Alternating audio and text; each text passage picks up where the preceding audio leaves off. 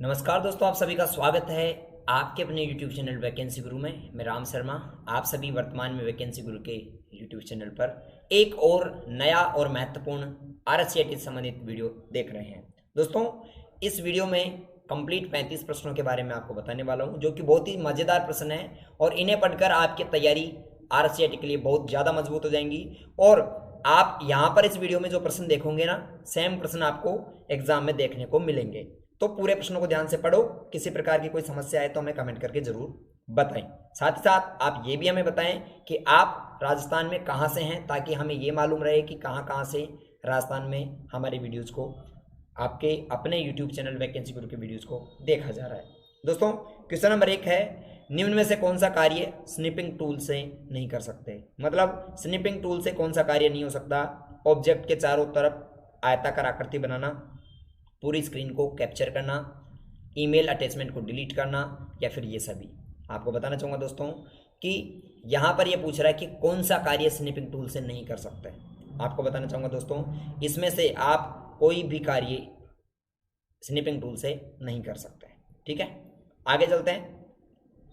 Credit card से भुगतान करते समय वेबसाइट को आवश्यक रूप से क्या करना चाहिए। मतलब अब अगर आप क्रेडिट कार्ड से पेमेंट कर रहे हैं तो एक वेबसाइट को आपको क्या क्या सुविधा देनी चाहिए। ऑप्शंस हैं, भुगतानकर्ता यानी आपके द्वारा जो प्रयोग किया गया पासवर्ड वो दिखाना चाहिए, ये गलत है, नहीं दिखाना चाहिए। दूसरा है, क्रेडिट कार्ड का भुगतान, क्रेडिट कार्ड का सीवीवी नंबर दिखाना चाहिए, नहीं दिखाना चाहिए। भुगतान हो जाने पर पुष्टि नहीं करनी चाहिए, ये गलत है, पुष्टि तो करनी चाहिए ना कि पेमेंट हुआ कि नहीं हुआ। और HTTPS एवं OTP का प्रयोग करना चाहिए, बिल्कुल सही है कि एक वेबसाइट को हमेशा HTTPS का प्रयोग करना चाहिए और OTP का प्रयोग करना चाहिए, ये सही है बिल्कुल। प्रश्न नंबर 3 देखिए, निम्न में से कौन सा प्रकार मोबाइल से भुगतान में प्रयोग में नहीं लिया जाता। यानी मोबाइल से आप, 4 ऑप्शंस में से ये बताना है कि मोबाइल से पेमेंट किससे नहीं कर सकते। Point of sale, Freecharge, Paytm, State Bank Buddy. और इसका सही जवाब है पोस्ट मशीन। पोस्ट मशीन क्या होती है दोस्तों, एक मशीन होती है जिसमें ATM से आप स्वाइप करते हो, कार्ड को स्वाइप करते हो और पेमेंट लेते हो। तो यहाँ पर ऑप्शन ए सही जवाब है इसका। बाकी फ्री चार्ज, पेटीएम, SBI बडी, ये तो क्या है, आपके मोबाइल वॉलेट है। चौथा प्रश्न देखिए, निम्न में से कौन सा प्लेटफॉर्म शिक्षा संबंधित कार्य के लिए नहीं है। निम्न में से कौन सा प्लेटफॉर्म शिक्षा से संबंधित कार्य के लिए नहीं है। ऑप्शन से USSD, MOOC, NPTEL या फिर स्वयं। और इसका सही जवाब है USSD। ठीक है, क्योंकि यहाँ पर मॉक ऑनलाइन शिक्षा का पोर्टल, NPTEL और स्वयं, ये तीनों शिक्षा के ऑनलाइन एजुकेशन के पोर्टल हैं, ऑनलाइन शिक्षा के पोर्टल हैं। तो यहाँ पर जो सही जवाब है वो आपका रहेगा ऑप्शन ए USSD। 5वां देखिए, ट्विटर प्लेटफॉर्म पर रजिस्टर्ड यूजर निम्न कार्य कर सकता है। यानी एक ट्विटर प्लेटफॉर्म पर एक यूजर होता है रजिस्टर्ड, वो किस प्रकार का कार्य कर सकता है। 140 अक्षरों तक का संदेश भेज सकता है, बिल्कुल सही है, भेज सकता है। अपने फॉलोअर्स को संदेश रिट्वीट कर सकता है, ये भी सही है। किसी विषय पर हैशटैग बना सकता है, ये भी सही है। यानी उपरोक्त सभी इसका सही जवाब है ऑप्शन डी। 6वां प्रश्न देखिए, एक दस्तावेज में नया पैराग्राफ दर्ज करने के लिए कौन सा बटन दबाते हैं। दोस्तों, आप एक डॉक्यूमेंट में काम करते रहते हैं, आपको वहां पर न्यू पैराग्राफ लेना है, न्यू पैरा लेना है, तो आप कौन सा बटन दबाते हैं, आप एंटर बटन दबाते हैं। कौन सा दबाते हैं, एंटर। तो अगर आपने ऑप्शन डी जवाब दिया इसमें तो बिल्कुल आपका आंसर सही है। 7वां देखिए, निम्न में से कौन सा सॉफ्टवेयर अक्सर ईमेल एप्लीकेशन के रूप में काम में लिया जाता है और इसमें कैलेंडर, कार्य प्रबंधक आदि भी शामिल हैं। यानी कि कौन सा सॉफ्टवेयर है जो ईमेल के रूप में, ईमेल एप्लीकेशन के रूप में काम में लिया जाता है और इसमें कैलेंडर और कार्य प्रबंधक यानी कि वर्क मैनेजर भी इसमें होता है, टास्क मैनेजर भी होता है। दोस्तों, इसे हम आउटलुक कहते हैं। क्या कहते हैं, MS आउटलुक। माइक्रोसॉफ्ट का आउटलुक एक सॉफ्टवेयर है जो आपको ईमेल की सुविधा देता है, टास्क मैनेजर की सुविधा देता है और इस कैलेंडर की भी सुविधा देता है। अगला देखिए, 8वां, वाईफाई का पूरा नाम क्या है। इजी सा प्रश्न है और इस बार एग्जाम में पूछा जा सकता है, याद रखना। वाईफाई का पूरा नाम वायरलेस फिडेलिटी होता है, वायरलेस फिडेलिटी। ठीक है। 9वां देखिए, EPDS के संदर्भ में PDS का पूरा नाम क्या होता है। दोस्तों, EPDS के संबंध में PDS का पूरा नाम क्या है। दोस्तों, PDS का पूरा नाम होता है पब्लिक डिस्ट्रीब्यूशन सिस्टम। ई का मतलब इलेक्ट्रॉनिक, P यानी पब्लिक, D यानी डिस्ट्रीब्यूशन, S यानी सिस्टम। तो इलेक्ट्रॉनिक पब्लिक डिस्ट्रीब्यूशन सिस्टम इसका सही जवाब है ऑप्शन सी। ठीक है। और हिंदी में कहे तो इसे कहते हैं सार्वजनिक वितरण प्रणाली, सार्वजनिक वितरण प्रणाली, याद रखना, सार्वजनिक वितरण प्रणाली, ये इसका पूरा नाम होता है हिंदी में। 90 के बाद 10वां देखिए, निम्न में से कौन एक खोज इंजन का उदाहरण है? इनमें से कौन सा एक सर्च इंजन है? गूगल, फायरफॉक्स, फायरवॉल या एंटीवायरस? दोस्तों गूगल एक क्या है? सर्च इंजन है, याद रखना गूगल एक क्या है? Search engine. अगला 11वां, विंडोज 10 डेस्कटॉप पर निम्न में से कौन सा नहीं देखा जाता? यानी विंडोज 10 में इनमें से क्या नहीं होता? प्रारंभिक बटन, ठीक है। डेस्कटॉप पर क्या नहीं देख सकते? प्रारंभिक बटन, बिल्कुल ये तो देख सकते हैं अपन। टास्क बार, ये भी देख सकते हैं। आइकन देख सकते हैं। टच पैड नहीं देख सकते। डेस्कटॉप में टच पैड थोड़ी होता है। टच पैड क्या होता है? एक लैपटॉप जो होता है ना, और लैपटॉप में यहाँ पर जो माउस होता है इस प्रकार, ये जो माउस है ना, इसको हम क्या कहते हैं मित्रों? इसको हम क्या कहते हैं? टच पैड कहते हैं। तो ये होता है, इस बात का आपको ध्यान रखना है। आगे चलते हैं। 12वां प्रश्न, MS वर्ड 2010 के साथ बनाई गई फाइल का डिफॉल्ट नाम क्या होता है? MS वर्ड में अगर आप कोई फाइल बना रहे हो तो उसका डिफॉल्ट नेम क्या होता है? वर्कबुक 1, वर्कशीट 1, डॉक्यूमेंट 1 या फिर बुक 1? MS वर्ड में अगर कोई बनी गई फाइल, तो वर्ड में बनने वाली फाइल को क्या कहते हैं? डॉक्यूमेंट कहते हैं। तो यहाँ पर जो फाइल बनेगी उसका नाम रहेगा डॉक्यूमेंट 1। तो जिन्होंने ऑप्शन सी जवाब किया बिल्कुल सही है। 13वां देखिए, कंट्रोल पैनल यानी विंडोज 10 में अपीयरेंस और पर्सनलाइज कंप्यूटर सेटिंग, ठीक है, ये कहां पर होता है या फिर क्या काम में आता है? उपयोगकर्ता को अपनी पसंद की तस्वीरें डेस्कटॉप बैकग्राउंड पर बदलने की अनुमति देता है, बिल्कुल सही है। उपयोगकर्ता को स्क्रीन शेयर बदलने में सुविधा देता है, बिल्कुल सही है। उपयोगकर्ता को स्क्रीन रेजुलेशन और रंग गुणवत्ता को बदलने के काम में आता है, बिल्कुल सही है। तो उपरोक्त सभी इसका सही जवाब है 13वें में, उपरोक्त सभी। अगला नेक्स्ट प्रश्न है 14वां, टेलीविजन या प्रोजेक्टर को कंप्यूटर द्वारा उत्पन्न छवि को प्राप्त करने के लिए, प्रदर्शित करने के लिए कौन सा पोर्ट काम में आता है? उपयुक्त विकल्प चुनें। यानी आप टेलीविजन या फिर कंप्यूटर को क्या करना चाहते हैं? प्रोजेक्टर से जोड़ना चाहते हैं, तो आप कौन सी केबल का इस्तेमाल करेंगे? दोस्तों आप दो केबल का इस्तेमाल कर सकते हो, VGA और HDMI। VGA केबल से भी जोड़ सकते हैं, HDMI से भी जोड़ सकते हैं। VGA का पूर्ण नाम होता है दोस्तों वीडियो ग्राफिक्स एरे, ठीक है ना। और HDMI में HD का पूरा नाम होता है हाई डेफिनेशन। याद रखना HD का पूरा नाम होता है हाई डेफिनेशन, ठीक है। और टीवी यानी MI का पूरा नाम होता है मल्टीमीडिया इंटरफेस,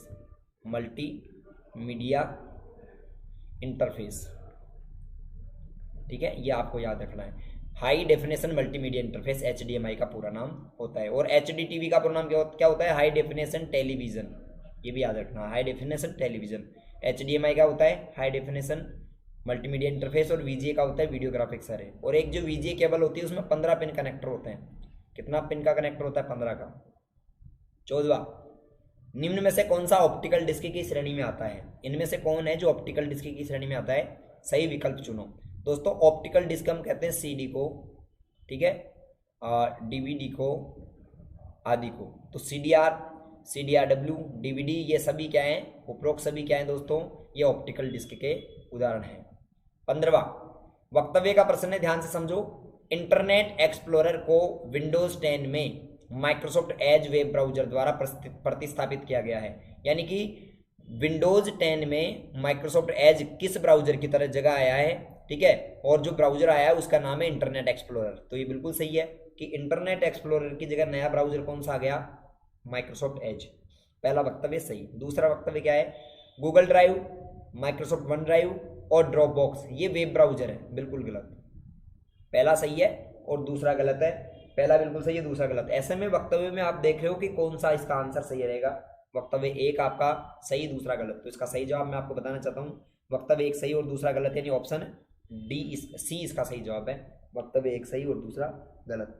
अगला प्रश्न नेक्स्ट देखिए 16वां, MS वर्ड में स्ट्राइक थ्रू फॉन्ट प्रभाव का उपयोग क्या है?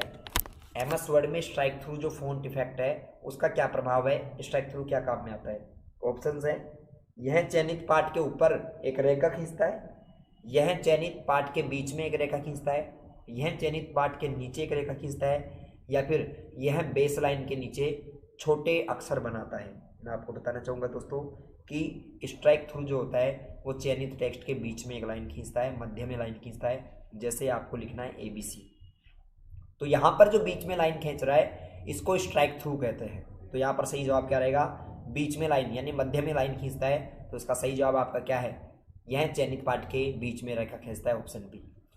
अगला 17वां, निम्न में से किसकी भंडारण क्षमता सबसे कम है। यहाँ पर कुछ ऑप्शंस हैं, इनमें से आपको ये बताना है कि सबसे कम भंडारण क्षमता किसकी होती है, फ्लॉपी डिस्क की, सीडी की, डीवीडी की, या फिर हार्ड डिस्क की। और मैं आपको बताना चाहूँगा दोस्तों, यहाँ पर सबसे जो कम भंडारण क्षमता वाला ऑप्शन है, इसको हम क्या कहते हैं, इसे हम कहते हैं फ्लॉपी डिस्क। क्योंकि फ्लॉपी डिस्क की स्टोरेज कैपेसिटी केवल 1.44 MB ही होती है, 1.44 MB, केवल कितनी होती है, 1.44 MB। तो इसका सही जवाब क्या है, ऑप्शन ए। अगला देखिए, सीडी की बात करूं, सीडी की बताऊं 650 से 700 MB के लगभग होता है, ठीक है। डीवीडी की होती है 4.7 से 17 GB, और हार्ड डिस्क तो टीबीज में इसकी होती है 1 TB ऐसे। आगे चलते हैं, आप एंड्रॉयड फ़ोन पर एक ऐप को किसके द्वारा इंस्टॉल या अनइंस्टॉल कर सकते हैं। मतलब आप एंड्रॉयड फ़ोन में एक ऐप को इंस्टॉल या अनइंस्टॉल किसकी सहायता से कर सकते हैं। अगर आपके पास एंड्रॉयड फ़ोन है तो आप उसमें गूगल प्ले स्टोर का इस्तेमाल कर सकते हैं। तो इसका सही जवाब रहेगा ऑप्शन ए, गूगल प्ले। अगला देखिए 19वां, कीबोर्ड पर फंक्शन कुंजियों की संख्या कितनी होती है। दोस्तों कीबोर्ड पर फंक्शन कीज की संख्या 12 होती है। कितनी होती है, 12। कौन से बटन होते हैं फंक्शन कीज, जिनमें F1 से लेकर F12 तक लिखा होता है, इन बटनों को फंक्शन कीज कहते हैं। तो इनकी संख्या 12 है। अगला, माउस एक है, माउस कैसा डिवाइस है, इनपुट है, आउटपुट है, एप्लीकेशन सॉफ्टवेयर है, या फिर ऑपरेटिंग सिस्टम। इसका सही जवाब है माउस एक इनपुट डिवाइस है। अगला, MS पावर पॉइंट में निम्न स्लाइड शो व्यू में स्लाइड को आगे नहीं बढ़ेगा। यानी पावर पॉइंट में आप कौन सा बटन दबाओगे कि स्लाइड शो आगे नहीं जाएगा, स्लाइड शो जो है वो रुक जाएगा, है ना, अवरोधित हो जाएगा। दोस्तों इसके लिए आप एस्केप बटन दबाएंगे। कौन सा बटन दबाएंगे, एस्केप, ESC, एस्केप बटन से आप उसको रोक सकते हो। अगला 22वां प्रश्न देखिए, वर्कशीट पर हॉरिजॉन्टल और वर्टिकल लाइनों को क्या कहते हैं। एक वर्कशीट है ऐसी वाली, उस पर हॉरिजॉन्टल वर्टिकल है ना, और हॉरिजॉन्टल जो लाइनें होती हैं, इन लाइनों को क्या कहा जाता है। दोस्तों ये लाइनें हैं ना, इन लाइनों को क्या कहा जाता है ऐसे पूछ रहे हैं। इनको कहते हैं ग्रिड लाइंस। क्या कहते हैं, ग्रिड लाइंस, ये याद रखना। तो इसका सही जवाब ऑप्शन डी रहेगा। अगला, ईमेल संप्रेषण में प्रयोग आने वाले BCC का पूरा नाम क्या है। ईमेल में एक ऑप्शन होता है BCC का, एक फील्ड होता है जिसमें हम कुछ लिखते हैं, उस BCC का पूरा नाम होता है ब्लाइंड कार्बन कॉपी। क्या होता है, ब्लाइंड कार्बन कॉपी। ब्लाइंड यानी अंधा होता है ना, वो वाला। अगला देखिए, नेटस्केप नेविगेटर क्या है।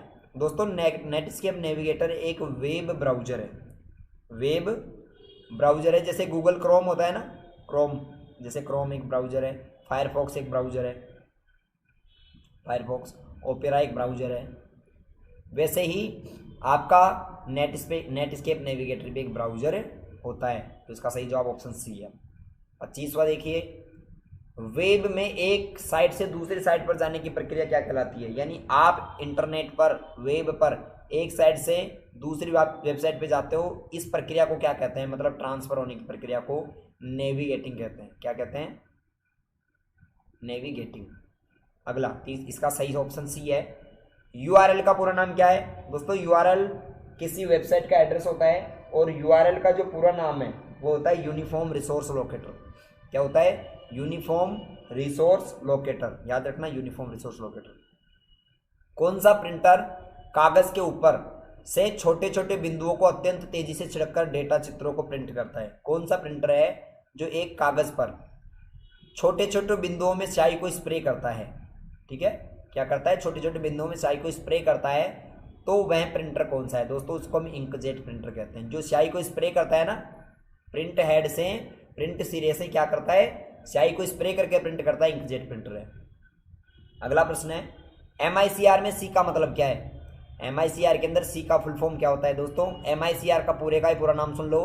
M का मतलब होता है मैग्नेटिक, मैग्नेटिक मतलब चुंबकीय, ठीक है। I का मतलब होता है इंक, मैग्नेटिक इंक। C का मतलब होता है कैरेक्टर, कैरेक्टर, कैरेक्टर का मतलब जानते हो आप, अक्षर, है ना, लेटर जिसे हम कहते हैं। और R का मतलब होता है रीडर या रिकॉग्निशन, ठीक है ना, रिकॉग्निशन। ये आपको याद रखना है। तो MICR में C का पूरा नाम क्या हुआ, कैरेक्टर। तो इसका सही जवाब ऑप्शन डी है। आगे USB का पूरा नाम क्या होता है। आप USB का सभी यूज करते हैं, दोस्तों यूएसबी का पूरा नाम होता है यूनिवर्सल सीरियल बस, यूनिवर्सल सीरियल बस, ये इसका सही जवाब ऑप्शन सी। तीसरा, किसी विशिष्ट कार्य को करने के लिए किसी दूसरी कुंजी के साथ संयोजन में किस कुंजी का उपयोग किया जाता है? अगर हम किसी विशिष्ट कार्य को करने के लिए किसी दूसरी कुंजी के साथ संयोजन में काम करते हैं तो उस कुंजी को दोस्तों क्या कहा जाता है? ठीक है, इनमें से वो कौन सी कुंजी है? यानी आपसे पूछ रहा है कि एक ऐसा बटन जिसको हम संयोजन बटन कहते हैं यानी कॉम्बिनेशन की कहते हैं, इनमें से कौन सा है? तो कॉम्बिनेशन की दोस्तों कंट्रोल होता है, क्योंकि आपको कोई कार्य करना है, जैसे आपको सेव करना है तो आप कंट्रोल के साथ क्या दबाएंगे? कंट्रोल प्लस एस दबाएंगे। तो यहाँ पर कंट्रोल बटन काम में आया तो कंट्रोल एक क्या है? आपकी संयोजन कुंजी, कॉम्बिनेशन कुंजी है। दो प्रमुख आउटपुट डिवाइस कौन से हैं? ऑप्शंस में से ये बताना है कि दो प्रमुख आउटपुट डिवाइस कौन से हैं? कीबोर्ड माउस, विंडोज 2000 और विंडोज एनटी, फ्लॉपी डिस्क और सीडी, और मॉनिटर और प्रिंटर। दोस्तों जो आउटपुट है उन्हें मॉनिटर और प्रिंटर कहते हैं। मॉनिटर भी आउटपुट करता है, ठीक है, और प्रिंटर भी क्या करता है? आउटपुट करता है। 32वां, एक कीबोर्ड पर कैपिटल अक्षरों को खालिस्तान के रूप में संदर्भित किया जाता है। अगर आपको सारे अक्षर बड़े लिखने हैं कीबोर्ड के माध्यम से, सारे बड़े अक्षर लिखने हैं यानी कैपिटल अक्षर लिखने हैं, तो आप वहां पर किसका इस्तेमाल करोगे? कैप्स लॉक बटन का। किसका इस्तेमाल करेंगे? Caps lock button. तो कैप्स लॉक क्या काम में आता है दोस्तों? कैप्स लॉक काम में आता है कैपिटल में अक्षर लिखने के। अगर आपको सभी अक्षरों को क्या लिखना है? बड़ा लिखना है, तो आप कैप्स लॉक बटन का इस्तेमाल करते हैं। आगे चलते हैं अगले प्रश्न पे। 33वां, दोस्तों अगर यहाँ तक आपको प्रश्न सही लग रहे हैं, अच्छे लगे, तो आप वीडियो को एक बार लाइक कर दीजिए, ठीक है, वीडियो को एक बार जरूर लाइक करें, और जो नए विद्यार्थी हैं वो चैनल को सब्सक्राइब भी कर लें। निम्न में से कौन सा सही है? इनमें से कौन सा सही है? 1 किलोबाइट 1024 बाइट के बराबर होता है, 1 MB 2048 के बराबर होता है, 1 MB 1000 या फिर 1 KB 1000। तो इसका सही जवाब है 1 किलोबाइट में 1024 बाइट होते हैं, ठीक है। आगे 34वां प्रश्न है कि यहाँ पर क्रमशः आपको सुपर स्क्रिप्ट और सब स्क्रिप्ट बताना है। सब स्क्रिप्ट कौन सा होता है दोस्तों? सब स्क्रिप्ट किसे कहते हैं? Super script. पहले सुपर स्क्रिप्ट की बात करें, सुपर स्क्रिप्ट जो ऊपर लगता है ना, जिसमें आपको क्या दिखाना है, यानी एक्स के ऊपर स्क्वायर, ये तो सुपर स्क्रिप्ट है। और सब स्क्रिप्ट होता है जिसमें एक्स के नीचे स्क्वायर होता है। तो ये सुपर और ये सब। सुपर यानी याद रखना है, सुपर का मतलब ऊपर, और सब यानी नीचे। जैसे आप ऐसे याद रखो, कोई इंस्पेक्टर होता है और एक सब इंस्पेक्टर होता है, सब इंस्पेक्टर उसके नीचे होता है ना, वैसे ही सब स्क्रिप्ट नीचे वाला होता है और सुपर स्क्रिप्ट ऊपर वाला होता है। 35वां देखिए, खालिस्तान विंडोज 10 यूजर इंटरफेस के नीचे के भाग में मौजूद होती है और आमतौर पर इसमें स्टार्ट मेन्यू होता है। यानी विंडोज 10 में एक ऐसी विंडो होती है, सबसे नीचे वाला जो ये बार होता है, इसको हम क्या कहते हैं दोस्तों? इसको हम कहते हैं टास्क बार। क्या कहते हैं? टास्क बार कहते हैं। तो इसका सही जवाब रहेगा आपका ऑप्शन है। ऐसे करके 35% पढ़े। कितने आपके सही हुए कमेंट करके बताएं, और ये बताएं कि आप कहाँ से इस वीडियो को देख रहे हैं। दोस्तों उम्मीद है वीडियो अच्छा लगा होगा, आपने लाइक भी किया होगा, और अगर आप नए विद्यार्थी, आपने अभी तक चैनल को सब्सक्राइब नहीं किया तो कर लीजिए, क्योंकि लाइव क्लासेस केवल सब्सक्राइबर्स के लिए ही रही हैं, बनी हैं, तो आप इसको सब्सक्राइब जरूर कर लें। मिलते हैं अगले वीडियो में, तब तक के लिए आप अपनी तैयारी को वैकेंसी गुरु मोबाइल ऐप से तैयार करें। गुड बाय, बाय बाय, धन्यवाद।